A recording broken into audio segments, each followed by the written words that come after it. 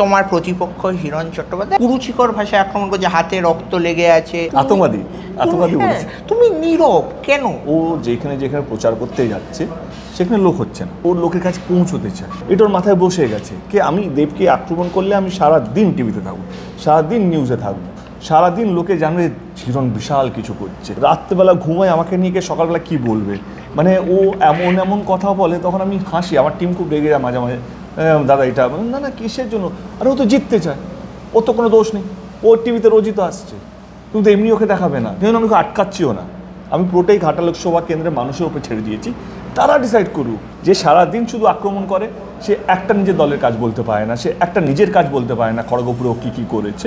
এবং আরেকটা দিকে যে ছেলেটা রাজনীতি ছেড়ে দিয়েছিল, ফিরেছি একটাই কারণে, ঘাটাল মাস্টার প্ল্যানটা দিদি বলেছেন তিনি করবেন, সে অভদ্রভাবে চেষ্টা করছে জেতার জন্য।